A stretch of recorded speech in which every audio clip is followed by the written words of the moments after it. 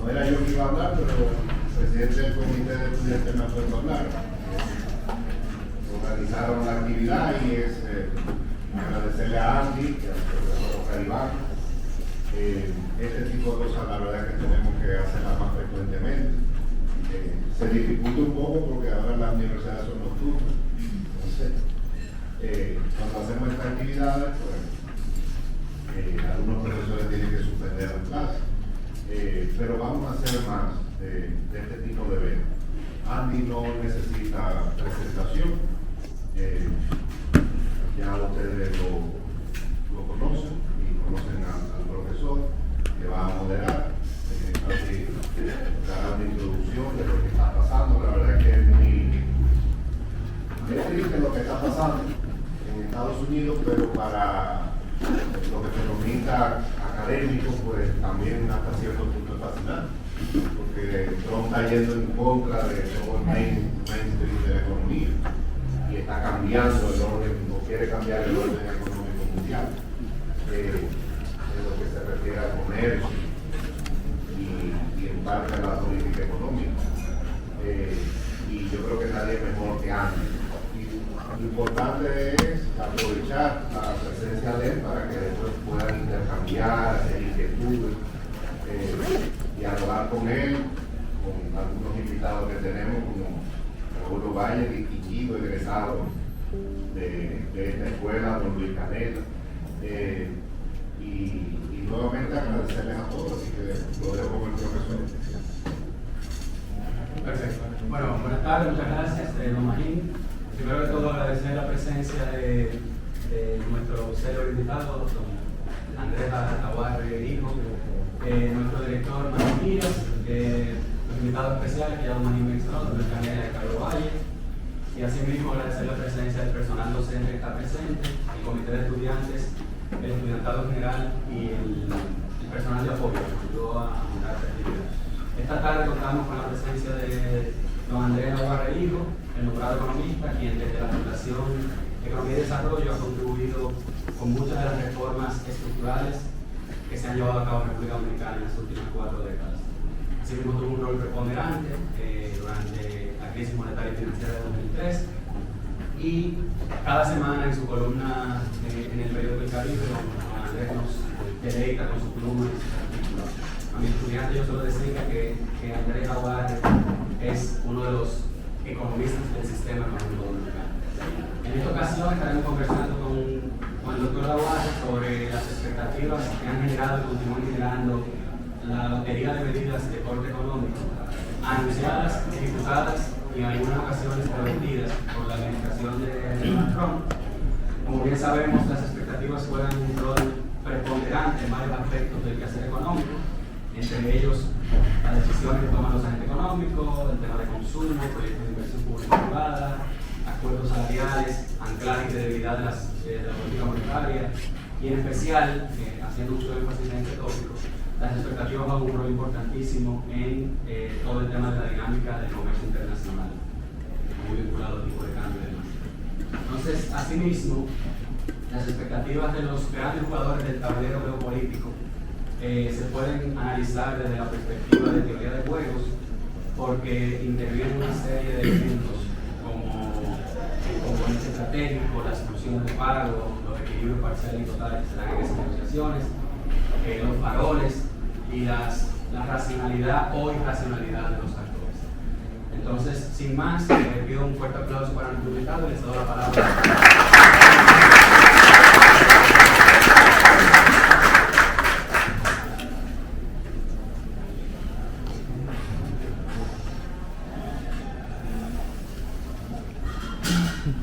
Buenas tardes, un placer estar de regreso en nuestra Jamaica. Aquí con la universidad me une muchos años de labor como profesor primero, después como director del programa de licenciatura, 55, como de aquí, luego manejando también dirigiendo el programa de maestría en economía. No sé si sí, pero lo tenía en la universidad en aquel momento, era el que estaba en la economía, los centros de empleo, los centros de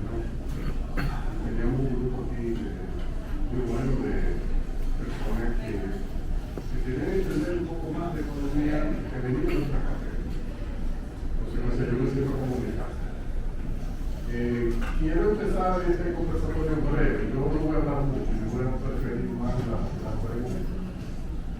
Empezando como de atrás para adelante, o sea, como tratando de decir qué es lo que yo creo que debemos esperar en los próximos días. Mi percepción es que Estados Unidos va a parar la revolución. Cuando digo que Estados Unidos va a parar la revolución, recuerden que ese país fue fundado por el llamado Founding Fathers, padres fundadores. Ellos crearon un sistema de balance y chequeo de los poderes para evitar que una persona con rango de ejecutivo pueda distorsionar lo que son los principios fundamentales sobre lo que ellos entendían que debería ser ese país, como debería progresar. Mucha gente no sabe que esos founding fathers de Estados Unidos leyeron no solo la riqueza de la nación, cuando salió en 1776, se hizo después la primera edición en Estados Unidos unos años después. Ellos leyeron también la teoría de los sentimientos morales, el primer libro que Smith consideraba su principal aporte, mucho más que la riqueza de la nación. Y ahí se distinguía muy bien el tipo de filosofía, entendimiento, descripción y característica que debía tener como el buen gobernante. O sea, cómo ese sistema necesitaba y asumía que tú ibas a tener manejando un país una persona bien orientada, con condiciones morales reconocidas. Yo tengo la impresión, cuando uno analiza cómo eso perdió ese pensamiento en toda la legislación norteamericana, todos los dictámenes de la Suprema Corte de Justicia del país, que al invento arancelario de Donald Trump, yo creo que tiene muy disculpa. Desde que eso llegue a la Suprema Corte de Justicia, yo creo que eso lo van a tumbar de arriba abajo. Este arancel que nosotros tenemos, que un 10%, eso posiblemente va a desaparecer. Con China va a pasar lo mismo, van a tener que regresar a ver qué mecanismo adicional tienen a través de la OMC para enfrentar los casos de dumping, de pelea de precio, de comportamiento desleal en el comercio, de subsidios estatales a las empresas estatales de China. Buscarán otros mecanismos, pero el establecimiento de aranceles recíprocos unilaterales, como vimos el día de la llamada liberación, el 2 de abril pasado, yo creo que eso le queda un poco tiempo. Y no es por casualidad que los mercados de valores de los Estados Unidos hoy día ya más o menos están parejos con lo que teníamos antes de la hecatombe, del tsunami de estos aranceles recíprocos. Los mercados a veces se adelantan después, independientemente de que Trump es responsable de haber nombrado varios miembros de la Suprema Corte de Justicia. Esos jueces no se van a suicidar. No se van a suicidar, han tenido ya fallos en el pasado y no creo que van a dar un fallo favorable, dándole al presidente la oportunidad de que se apalanque en un supuesto riesgo de seguridad nacional para justificar el establecimiento de informaciones, porque no hay nada que se pueda agarrar para sus trabajos. Lo que vamos a ver posiblemente es un reordenamiento de la política fiscal de Estados Unidos, a nivel del equipo económico. La idea central era cómo podemos capturar más ingresos sin depender tanto del impuesto sobre la renta. El gran dilema es cómo ellos permiten que Estados Unidos converja al sistema impositivo que tiene la mayoría de los países del mundo, donde los impuestos al consumo, como el impuesto al valor agregado, forme parte integral de la recaudación. Ellos lo han querido hacer con un brazo del IVA, que es el IVA en aduana, la arancel específica. Ustedes ven esta tarifa del 10%, cuando usted le suma el sales tax que hay en cada uno de los estados, se acerca en promedio 16 o 17%. Pero para que eso funcione como un IVA, ese arancel que está poniendo en la aduana tiene que ponerlo también en la aduana. Entonces, el tema es que eso es políticamente justo. Y esa sería la gran batalla fiscal que yo tendría que dar si quieren reducir el impuesto sobre los capitales. Pero no hay duda que ellos tienen todo el derecho, eso sí lo pueden sostener, de poner un IVA en la aduana que aplique también para el mercado interno, que sea con dos brazos, externo y interno, como tiene República Dominicana con su principio de negocio. No va a ser posible uniformar el sales tax como en cada uno de los estados. En consecuencia vamos a tener como un país con IVAs diferenciados. La mayoría de los países del mundo tienen 5 y 6 tasas de IVA, eso no es el fin del mundo, pero le permitiría a Estados Unidos tener una base de recaudación importante. Entonces, al final, lo que yo creo que va a terminar es en una decisión de Estados Unidos de decir, identificar cuáles son realmente las industrias que ellos sí entienden que es fundamental para Estados Unidos defender, proteger, porque geopolíticamente no le conviene tener que depender de China para el suministro de esos insumos, de esos chips, de todo lo que tiene que ver y está asociado a la defensa y la seguridad nacional. Entonces, esa es una decisión que la administración Biden ya había tomado, que había habilitado recursos cuantiosos para apoyar esa industria. Lo que pasa es que Trump asume el modelo de que todo lo que hizo el gobierno pasado estuvo mal hecho, y no tuvieron la delicadeza de ver qué cosas convenían y qué cosas no. Y se lo llevó de todo. Entonces hay una especie de ambivalencia y de volatilidad en el proceso de toma de decisiones que ha hecho mucho daño. O sea, mi expectativa es que este problema termine con un fallo que debe dar la Suprema Corte de Justicia. ¿Cuánto tiempo tomará? Puede tomar unos meses. Eso tiene que recorrer un proceso que ya arrancó. Y una vez eso ocurra, yo siento que va a venir una votación a nivel del Congreso para eliminar la autorización que diferentes legislaciones le otorgaron al presidente de Estados Unidos para ponerle la mano a los aranceles.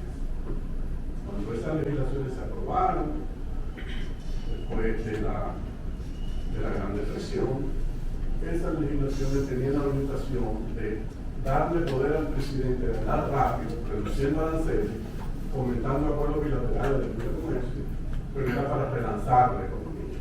Nunca pensaron que eso iba a ser tomado, esa herramienta, por un presidente que se monte en criterios de que estamos tentando contra la seguridad nacional para subir los aranceles dramáticamente y cambiar toda la estructura del terrestre relativo del comercio internacional.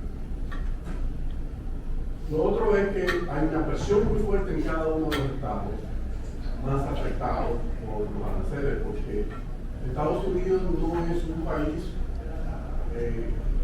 completo, o sea, es una asociación de estados donde cada estado tiene su gobernador, tiene sus representantes del Congreso, y esos legisladores, esos senadores, esos gobernadores tienen que responder a ese conflicto.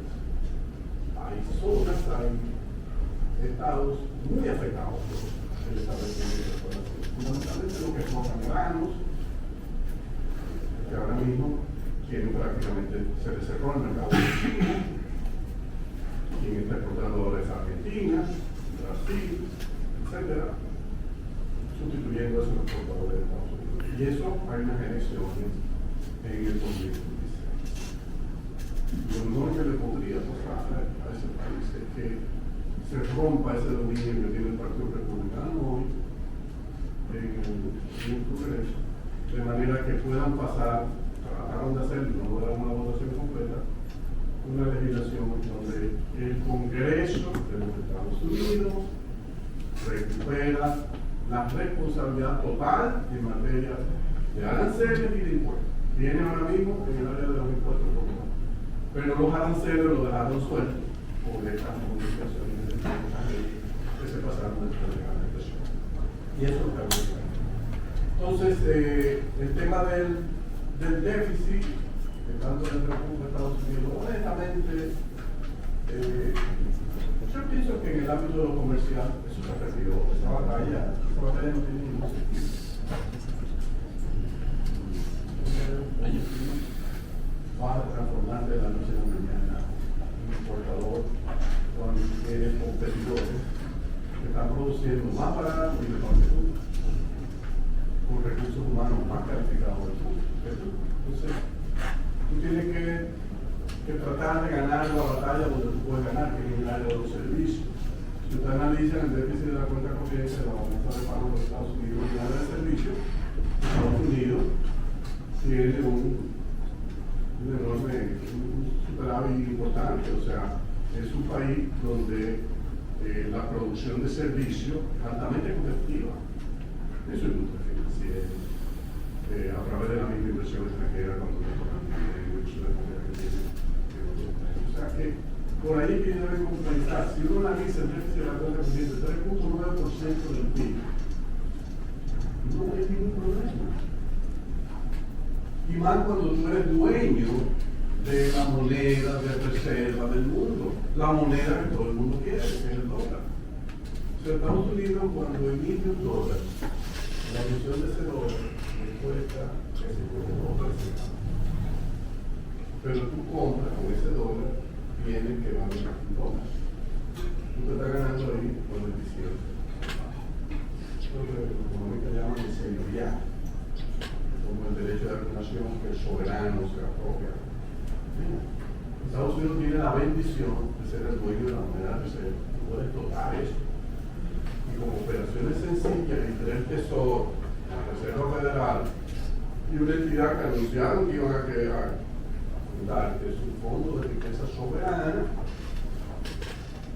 Estados Unidos está en capacidad de hacer lo que parecería lógico que ha hecho Singapur, que ha hecho el gobierno de China, que ha hecho la Arabia Saudita y que ha hecho sobre todo Noruega. ¿Qué es lo que ha hecho? Bueno, que ese fondo de riqueza soberana sale a comprar bonos y acciones de muchísimos países, empresas sólidas, que tienen grandes ganancias. Lo que pasa es, por ejemplo, Perú y Chile, pero quienes lo hacen en esos países son los privados, las empresas de administración de fondos de pensión. ¿Por qué? Porque entienden que ahí pueden hacer el dinero. Entonces yo creo que en Estados Unidos la negociación inteligente, me parece a mí, sería, ya que tiene dos traders manejando el área de comercio y de eso, es montar una operación y salir a comprar las empresas exitosamente. Le voy a poner un ejemplo, Tesla, por ejemplo. Tesla es una empresa que tiene un price earning ratio, o sea, el price es el market capitalization. Usted lo divide por el total. Bueno, le voy a poner otro ratio más interesante, que es el price sales, o sea, el market capitalization entre el total de ventas. Se lo calcula y le da como 11 o 12. O sea, que una empresa que vende uno, el mercado dice que vale 12. Bueno, hay una empresa china que el año pasado, ella solo produjo la misma cantidad de vehículos que Tesla, que VAT, y tiene un price sale ratio de 1.2. Cualquiera que lo ve dice, pero el negocio es, yo puedo comprar 20 o 30% de la capitalización, del valor de esta empresa, VAT, y me terminé. Y a cambio de que me venda, yo le digo, ven, entra al mercado de Estados Unidos. Porque hay la idea, los mexicanos están empujando esa idea, que el mundo lo que le conviene, principalmente esta zona de América Latina, es moverse a la creación de dos bloques comerciales que operen en autarquía. Autarquía quiere decir que entre ellos no comercian, sino que comerciamos entre un grupo de países.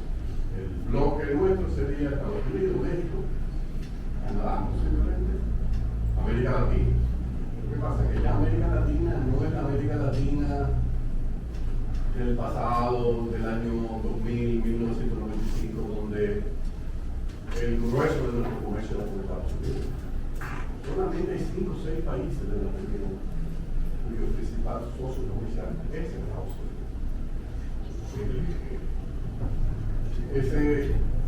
Esos países son Centroamérica, República Dominicana.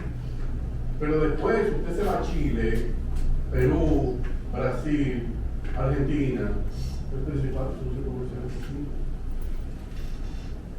Entonces ya el mundo cambió, o sea, no es lo mismo. El mapa, cuando usted lo analiza y pone lo que era el año 2000 con el año 2024, se da cuenta, cambia de año. Porque al final de cuentas el nivel de escala de la economía china es tan pero tan grande, y con la labor que ha tomado el Estado chino empujando a esas empresas al mercado de la exportación, que ha provocado una conquista acelerada del mercado. Entonces yo creo que lo inteligente, Xiaomi, que es una empresa que compite con Apple, no cierra en la venta de los productos espectaculares que esa empresa está lanzando al mercado, que ya los europeos están adquiriendo y que están adquiriendo en todo lados. Pero al final de cuentas lo vamos a ver aquí. El principal problema que tiene Trump es que aquí nosotros, a través de esto, vamos a ver todo lo que China está produciendo.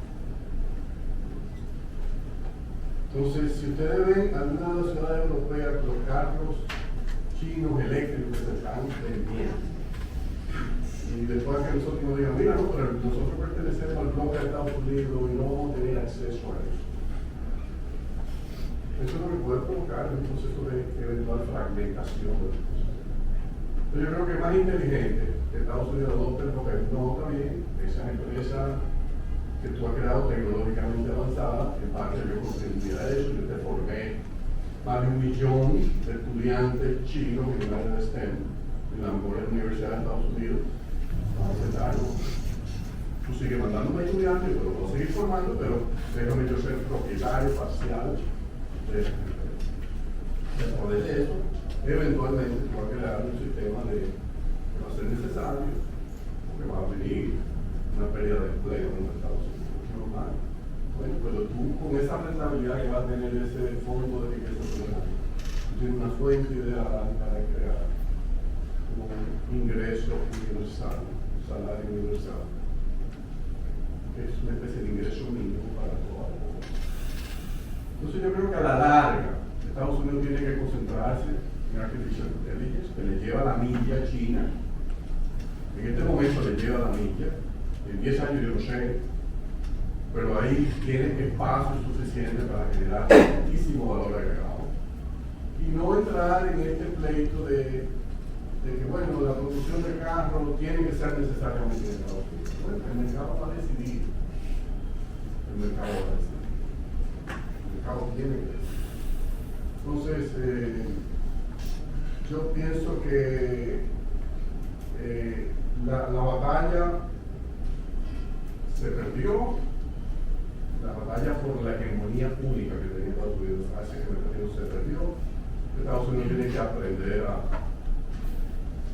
convivir en un mundo ahora multipolar, donde va a haber dos ejes hegemónicos, donde va a tener a China por un lado y Estados Unidos que va a seguir dominando hasta que en el 2075 India entra a reclamar las cosas. India en el 2075 estará proyectándose que se convertirá en la segunda economía más grande de China. Eso es un fenómeno natural. Mucha gente dice, bueno, Andy, pero es que eso no era lo que Ricardo planteaba, era la ventaja comparativa, porque lo que estamos viendo es que China está teniendo ventaja comparativa prácticamente en todo. Bueno, ahora. Pero recuerden que Ricardo, una vez explicaba, entraba en el análisis dinámico de la ventaja comparativa. ¿Cómo se puede que China está en una situación que lo produce todo y que el resto del mundo no produce nada? ¿Qué es lo que nos dice la teoría de la ventaja comparativa? Implica que va a llegar al pleno empleo en China, los salarios van a empezar a subir vertiginosamente y van a comenzar a perder competitividad en muchas de las industrias que hoy tienen. Y entonces países que tienen desempleo van a tener caída de los salarios reales y entonces Entonces es un proceso dinámico. ¿Cuál es la ventaja que ellos tienen? La ventaja que ellos tienen es una ventaja más que viene por el lado de la cultura, viene por el lado del hogar, los valores, la tradición y los pensamientos de un pecado confuso. O sea, tiene la ventaja también que le dio a Mao Zedong cuando hizo los disparates que hizo y murieron tantos millones de chinos con la gran hambruna, el gran salto de adelante. Creó, marcó la genética de los hogares que no, nunca más. Y ahí entendieron la importancia del ahorro. Señores, no es fácil competir con 1.400 millones de personas que ahorran el 40% de su ingreso. Y que la familia entiende que ese ahorro tiene que ir acompañado de una inversión masiva de recursos en la educación. Mientras aquí lo que uno ve es que Bad Bunny viene y sería programado un concierto y no, espérate que se ha llenado, son 2 ahora, 3. Ese muchacho chino no sabe quién es Bad Bunny. Ni Toquilla, nada de eso. Esa gente sabe lo que está. Ellos están en iglesia aquí. El año pasado, por el público de los resultados, el 34% de los estudiantes asiáticos sacaron entre 700 y 800%, entre 700 y 800 puntos en el MAC, en la versión, la parte matemática del examen. Seguido por raza. La raza creo que ponían blancos, le ponían 8%, y después todos los demás 2 y 1%. Entonces tú te sientas en una universidad norteamericana con un coreano, un tipo de Singapur, un chef de China, y te lleva la milla en matemática. Bueno, sucede lamentablemente que el cambio tecnológico, donde se origina, es en el área de STEM. Entonces ustedes ven los padres en lugares chinos empujando a sus hijos. No di que no, ay, papá, yo quiero estudiar teatro porque a mí lo que me gusta es Broadway, yo quiero ser actor de Broadway o literatura. Nada de eso. No. Usted va a estudiar STEM, o en el área de la biología, en el área de la ciencia, en el área de la ingeniería, el 40% de millones y millones de estudiantes. El año pasado graduaron 3.6 millones de estudiantes. Entonces, ¿cómo el cambio tecnológico no va a ocurrir ahí? Entonces, cuando tú combinas esa educación con ese ahorro, es imposible. Entonces, y en eso también hay que agregar la parte del rol del Estado. Bien, Estados Unidos y China los dos han tenido déficit fiscal alto. No se lleven de eso de que el Estado chino no tiene déficit, tiene déficit, pero hay una diferencia. En la agenda de prioridades, el componente de derechos humanos, el componente de satisfacción social, transferencia de recursos de la población, ranquea muy bajo en la política pública china. En cambio, en Estados Unidos ranquea muy alto. El grueso del déficit de China, de la finanza pública china, tanto el sector público, como el gobierno, como el sector paraestatal, todo el sector, es fundamentalmente debido a niveles de inversión relativamente altos. Es una inversión en infraestructura que ustedes lo ven en la red. En Estados Unidos luce un país cayéndose a pedazos. ¿Por qué? Porque el déficit es originado en dar satisfacción a la población, con subsidios, con protección de salud, con muchísimas transferencias sociales, atendiendo demandas de grupos particulares, pero tú no notas un boom de inversión pública que permita relanzar la competitividad de ese país. Entonces, por eso es que digo que por el momento lo que uno está viendo es que China va a seguir avanzando, Estados Unidos tendrá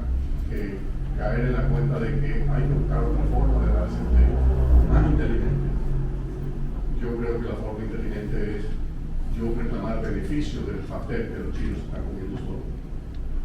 Y la forma es metiéndole en su empresa.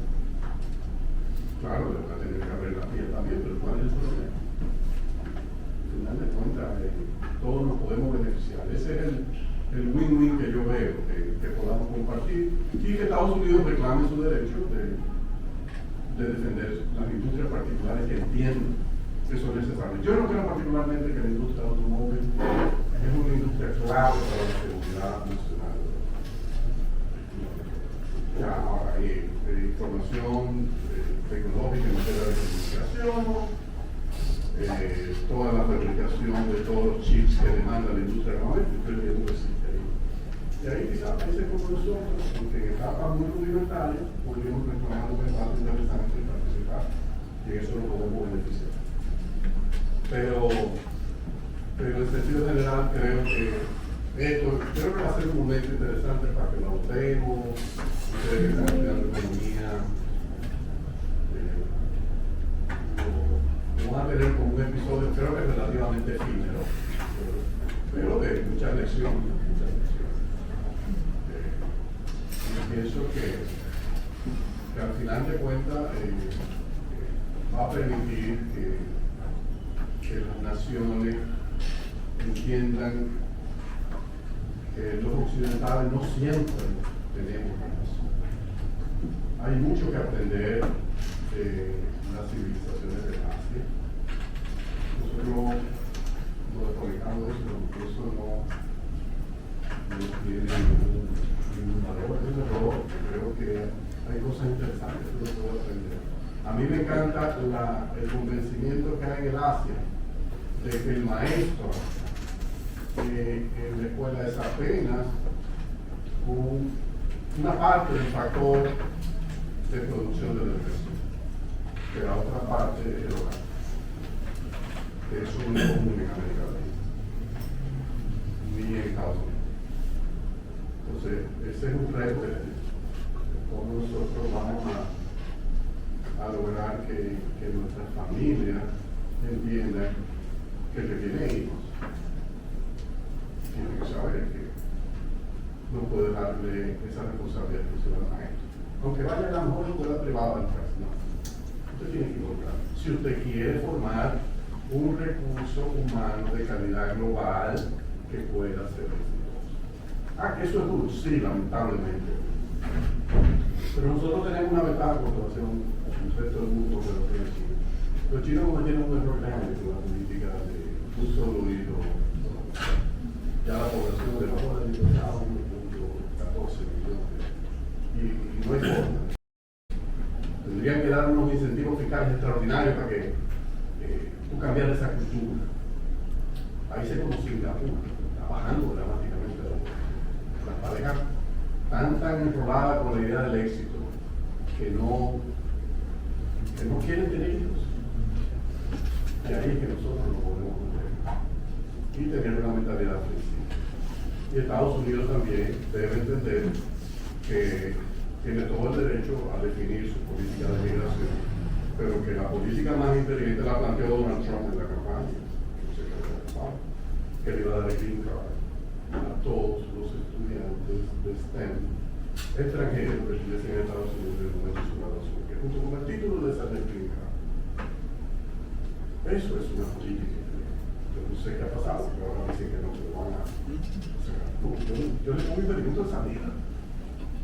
Esos muchachos felices se quedarían a trabajar en los Estados Unidos, porque después de todo, además de que van a ganar un salario más alto que en China, van a poder disfrutar de libertades que en China no tienen. Libertades políticas. Entonces, que la población, la fisonomía te va a lucir un poquito más y tal. ¿Cuál es el problema? Yo no sé de lo que está aquí, o cuál de su familia estaba aquí cuando lo caí. Pero yo le puedo decir que de Aguarda en Adere, que es donde yo vengo, no había. Nosotros no estábamos aquí. O sea, en consecuencia, la mayoría de los que estamos aquí posiblemente descendemos de inmigrantes. Eso sucede en Estados Unidos también. Ahora, que tú quieras tener una política discriminatoria, decir, yo quiero este tipo de Pero decir que tolerancia cero contra la inmigración es un disparate, porque las parejas norteamericanas tampoco quieren tener hijos.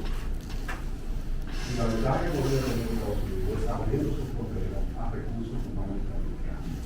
El error que cometieron es que entrenaron muchísimos muchachos de la India, de la China, de Singapur, se lo dejaron marchar.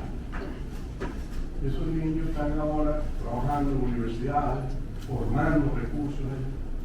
El año pasado, China recibió 780.000 patentes de inversión. Estados Unidos apenas recibió 331.000, no pensaría que todo.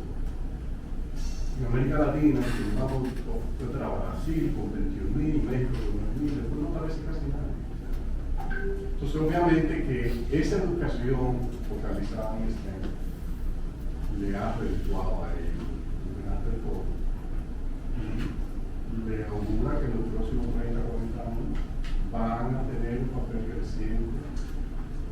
No solo van a seguir siendo la segunda economía del mundo, porque mucha gente hace la medición del precio de en PPP, en dólares internacionales, y ahí supera en Estados Unidos.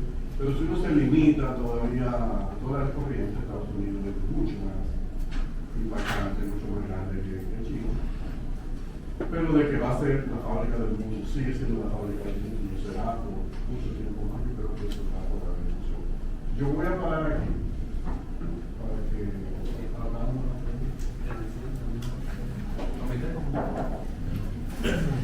Bueno, vamos a hacerlo inmediato. Sí, pues yo sé que No, claro. El gobierno no puede que ayude con lo que va a pasar. O hay una solución acá. Funciona. No tiene que ver, pero hay que aprovechar que Andy está aquí, que sabe de todo. Y esta semana falleció Stanley Fisk. Y yo quisiera que tú le explicaras un poco a los estudiantes muy brevemente quién fue Stanley Fisk. Yo creo que hay pocos economistas con tanta influencia. Él es el padre de la mayoría de los gobernadores de bancos centrales exitosos y reputados que ha tenido en Asia y Occidente y Europa en los últimos años. Es posiblemente a través de la gente que él formó en MIT, algunos también el macroeconomista más influyente, a través de sus discípulos,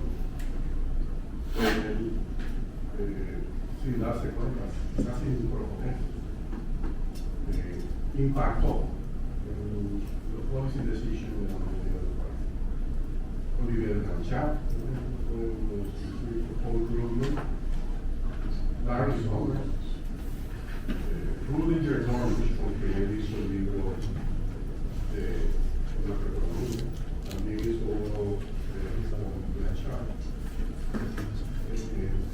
Pero nunca Papademos, que fue gobernador del Banco Central de Grecia, es un gobernador del Banco Central de Japón, uno de ellos fue el gobernador actual del Banco Central, bueno, estuvo en el Banco Central de Brasil, ahora presidente del PIB, o sea, yo no conozco ningún profesor de economía de los Estados Unidos que haya con su enseñanza influenciado más en mejorar las condiciones de vida y emociones a través de su visión. Un verdadero maestro. Yo no lo conocí personalmente, pero sí leyendo su trabajo, fundamentalmente mucho de lo que ha escrito sobre indexación, inflación. Tenía también un libro de Rational Expectations y inflación. Tenía trabajo sobre banca central que hoy resulta fundamental. O sea, realmente una pérdida, tenía 82 años, mucha gente se sorprendió, pero bueno, él sigue viviendo a través de sus discípulos, su enseñanza que de ahí él fue también gobernador del Banco Central de Israel y siguió mucho en los programas de estabilización. Estuvo en el Fondo Monetario Internacional, fue vice-chairman de la Fed de realmente excepcional, con una capacidad de comunicar de manera sencilla la macroeconomía. Es importante. Perfecto. Bueno, la dinámica va a ser la siguiente. Quienes tengan preguntas o intervenciones, por favor enciendan su microfonito, se pone rojo aquí, le damos turno, le damos un orden. Y si de entrada nadie tiene preguntas de inmediato, yo quizás podría romper el hielo con una preguntita muy introductoria, doctor. Para que los estudiantes, que son la principal audiencia de este conversatorio, contextualicen un poco. A lo mejor está la impresión de que las medidas que ha anunciado, ejecutado y en algunos casos revertido la administración de Donald Trump no han tenido ese efecto negativo, no es ese catombe que se percibe en los círculos económicos que conocen del tema. Y por ejemplo, la inflación estadounidense quizás es muy temprano para decirlo, no ha reaccionado como se esperaba, el tema del crecimiento se realizó un poco en el primer trimestre de 2025, pero tampoco fue una cosa catastrófica. Entonces, en su parecer, ¿qué tan disruptivo es lo que está haciendo Donald Trump con el comercio, con la economía global y en específico con el comercio internacional? ¿Qué magnitud le asigna a lo que está sucediendo? Mira, yo creo que el daño principal es el golpe a la credibilidad que Donald Trump ha logrado darle a lo que es la imagen de Estados Unidos. O sea, Estados Unidos ha sido como el punto de silla de la economía mundial, el centro hacia donde todo el mundo mira, un país al que todos se querían parecer. Y Donald Trump ha sido sumamente exitoso en cambiar esa perspectiva. Sí, lo cambió, lo logró rápidamente con uno de los programas del monte de una montaña más absurdo que uno puede hacer. Yo creo que lo que ayudó fue que fue tan absurdo que los mercados realmente la gente no se dedicó ni a marcar precios. Pero, ¿cuándo va a venir la marcadera 7? Yo creo que ya todo el mundo está esperando que llegue la decisión de la Suprema. Lo más que tú vas a tener posiblemente es si te están llegando unos productos de China y te pagan el 30%, cuánto de eso van a traspasar al consumidor o no. Pero ahí tú vas a ver, deberías ver un aumento de los precios de los bienes que trabajar. Estados Unidos tampoco es una economía demasiado abierta. O sea, las importaciones de ellos son 4 trillones de dólares. El PIB son 29. Eso quiere decir que es como un 20%, más o menos. Exacto. Entonces, eso es lo que podría esperar. Entonces, con ese hacer punto 16 por punto 3, 0.4. O sea, tú no vas a tener un cambio dramático.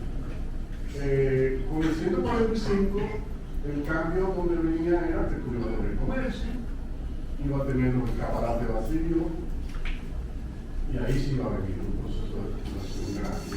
Pero que yo creo que no iba a tener lugar porque la revuelta social que iba a haber, o sea, lo político a veces, yo recuerdo que cuando yo tomé mi primer curso de microeconomía con Jorge Munguía en la UNC, que debutó profesor aquí, compartíamos la oficina en la semana, y me decía, mira, que no se te olvide nunca, el pueblo, ahora con el pueblo. Mira, si esos precios en esos escaparates comenzaban a reflejar tarifas de 145%, porque la verdad que China debo pagar, es una mentira, eso ahí comenzaba con Rodolfo, estamos hablando de Cancún, que en 1400 y pico escribió el de Lima, o sea, introducción a la historia, y él decía, desde ese momento, decía, las tarifas a la importación en la aduana se traducen automáticamente en aumento de precio. Y él lo explicaba por el caso de los beduinos y el desierto, y Estados Unidos, yo no creo que eso no iba a suceder. ¿Qué iba a suceder? ¿Tú te imaginas el impacto del cierre de la tienda, lo que es esta New York, en Quinta Avenida de Apple Store, cerrada con una close. ¿Tú crees que Donald Trump iba a soportar eso? O sea, lo llevan. Hay elecciones en el 2026. Entonces, él va a tener los principales ocupadores de todas estas iniciativas de quitar la autoridad al presidente, de moverlo a la tele. Son muchos de los legisladores de esos estados. Entonces, por eso no hemos visto el aumento de precios, porque yo creo que el mercado está descontando que todo eso se viene abajo. Entonces, hay más preocupación ahora. Yo creo que ahí está creciendo la preocupación día a día con el tema fiscal. Mucha gente tenía expectativa de que la administración del presidente Trump iba a lograr reducir por lo menos el gasto. Elon Musk, que era el encargado de hacer esos recortes, sale de la administración. Y entonces el mercado comienza a decir, bueno, pues será que en un momento dado que van a cortar 2 trillones. Después 1 trillón. Después 175.000. Ahora la gente le está pidiendo, bueno, encuentren, no aparece nada. Y en cambio quiere hacer una reforma fiscal que se la van a tumbar también, donde hay una pérdida neta de ingresos fiscales. Y el déficit aumentaría y habría que emitir más deuda. El problema es que tiene una deuda de 36 trillones. No hay problema para una economía que es dueña de la moneda del mundo. O sea, tú eso lo puedes manejar. Ahora, mirando a mediano y largo plazo, uno se preocupa de si no hay un punto de inflexión para que esa deuda no siga subiendo. Y hasta ahora la administración de Trump no ha dado señales y por eso tú ves los títulos del Tesoro a 10 años, creo que ahí hay una gráfica en pantalla que se puede poner, que tú ves cómo ya ha estado aumentando el rendimiento, cercano a 4.5-5%. Incluso después, la expectativa que ellos tenían era que con la política arancelaria lo que iban a recaudar totalmente, iban a mejorar, mandar una señal de mejora fiscal y los títulos del Tesoro, entonces iban a bajar el rendimiento y cuando hacían el rollover de vencimiento de emisión nueva deuda, lo iban a colocar más barato.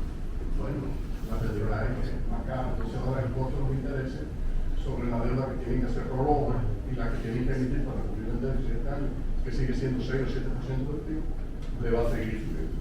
Y la situación se agrava porque tuve algunos legisladores republicanos con el disparate de que van a llevar una iniciativa para que los títulos del Tesoro, el poder de China, Estados Unidos la identifique.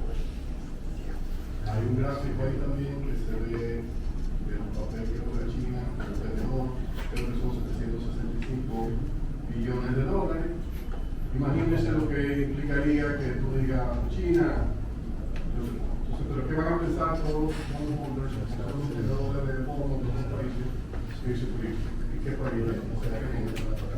Entonces, esto no va a comprar nadie, ¿cómo se va a financiar? Había una inflación tan grande que yo creo que somos saldría corriendo, no lo dejaría. O sea, yo estoy muy optimista, honestamente estoy optimista, porque ya las locuras se hicieron temprano.